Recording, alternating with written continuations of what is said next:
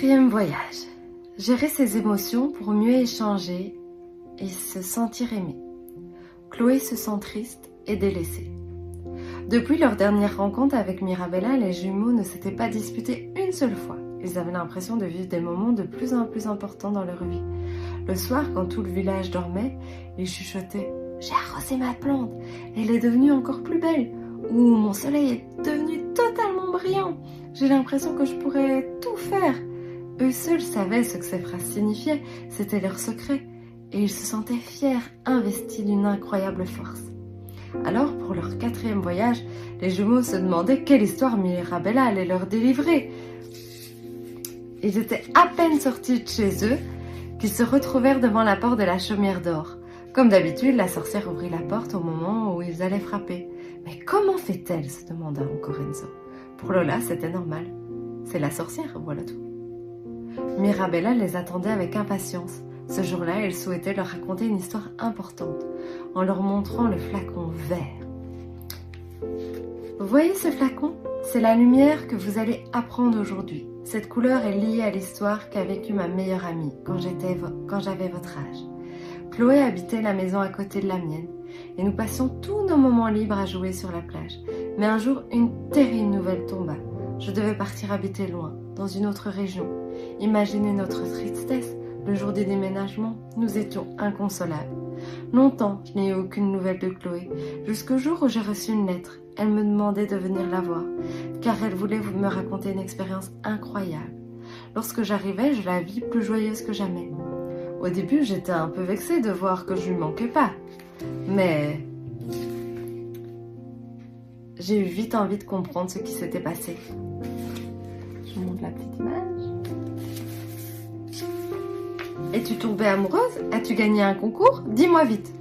Alors mon amie me raconta qu'elle était d'autant plus triste après mon départ qu'aucun enfant ne voulait jouer avec elle. Elle avait l'impression que personne ne l'aimait. Elle s'accrocha à son ballon multicolore qui lui rappelait tous nos jeux passés et notre amitié. Cet été-là, des dauphins venaient s'amuser avec les tout-petits, mais pas avec elle. Elle s'était dit alors que même les dauphins la rejetaient et elle se sentait malheureuse. Mais Chloé a ajouté qu'un beau jour, elle vit un dauphin nager vers elle tout doucement. Elle n'y croyait pas. Elle regardait autour d'elle, les autres enfants étaient de l'autre côté de la plage. Pas de doute, ils venaient pour elle. Chloé se demandait si elle avait le droit de s'approcher. Finalement, elle eut envie de le faire, comme tout le monde. Caresser le dauphin et jouer avec lui en lui lançant son ballon multicolore. Elle avait l'impression que l'animal était heureux de s'amuser. Puis la grande aventure commença. Le dauphin qu'elle avait surnommé Dolphus plongea alors qu'elle s'était accrochée à son aile. Chloé se retrouva dans les profondeurs de l'océan d'un vert magnifique. Elle n'arrivait pas à croire qu'elle pouvait rester aussi longtemps sous l'eau.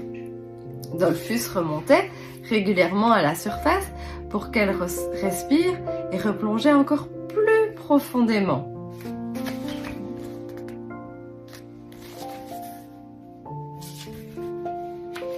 Pendant qu'elle continuait de parler, j'avais l'impression que ses yeux, pourtant marrons, viraient au vert.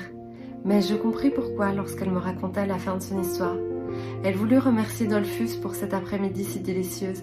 En gage de son amitié, elle lui offrit son ballon. C'était un objet important pour elle, mais elle avait remarqué que le dauphin l'appréciait tout autant. À ce moment-là, le dauphin plongea si profondément que Chloé pensa à un moment qui avait disparu. Elle s'apprêtait à rentrer lorsqu'il jaillit hors de l'océan et plaça dans les mains de mon amie une pierre précieuse, qu'elle garde toujours avec elle, une émeraude, qu'elle pose désormais sur son cœur pour se rappeler qu'elle avait découvert un enseignement précieux. Il faut donner pour recevoir.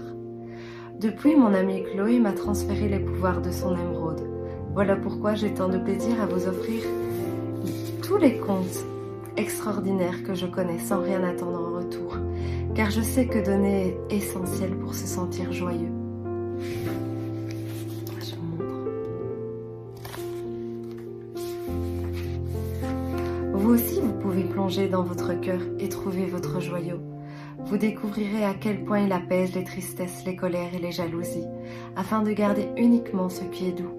Car cette pierre magique, aussi verte que les vagues de la mer, a le pouvoir de retirer les émotions négatives au loin et d'apporter des écumes de joie et d'amour. l'émeraude d'Enzo et Lola. Je vous montre l'image en premier. C'est vraiment au niveau du cœur. Les jumeaux sortirent de la chaumière, tout chamboulés. Ils avaient hâte de Respiplumer pour voir à quoi ressemblait leur émeraude. Lola avait envie d'une pierre énorme et pleine de lumière. Elle adorait les pierres qui brillent. Enzo avait peur de ne pas y arriver. Parfois, il pensait qu'il ne saurait pas aimer comme il faut. Alors, il ne dit rien. Arrivés chez eux, ils prirent le temps de ressentir tout ce qui grandissait au niveau de leur cœur. Et c'était l'expérience la plus étrange que j'avais eue jusque-là. Tous les deux avaient une émeraude magnifique, ce qui rassura Enzo. Moi aussi, elle est belle ma pierre, toute verte et toute brillante. Oh, oui, mais maintenant il va falloir la faire briller encore plus, précisa Lola. Moi j'invente un chiffon magique pour la faire briller tous les matins. Moi aussi, imita Enzo, qui voulait aussi que sa pierre soit étincelante. Quand ils s'endormirent, ils se sentirent encore plus riches qu'avant. Une émeraude, quoi de plus précieux? Ils avaient ce soir-là envie d'aimer la terre entière. Alors, à ton tour, je t'invite à prendre le temps de Respiplumer.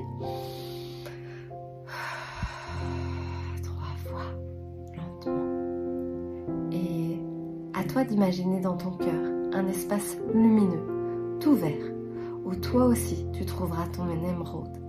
Peut-être qu'elle est petite ou grande, mais tu sais bien que tu pourras la faire grandir chaque fois que tu penseras à elle.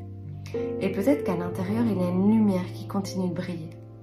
Je t'invite à faire encore plus d'espace dans ton cœur, comme si c'était un magnifique océan où flotterait ton émeraude. À chaque fois que tu repenseras à ton émeraude, tu sentiras que tu peux envoyer toute cette lumière vers les autres. Alors, ils t'enverront la leur, comme pour te remercier. Et comme les autres fois, prends ton cahier, dessine ton émeraude. Vois la forme qu'elle a, vois la luminosité qu'elle a et amuse-toi. Amuse-toi à la dessiner, à la faire grandir, même de jour en jour, à lui ajouter des choses. Amuse-toi, vraiment, et rayonne.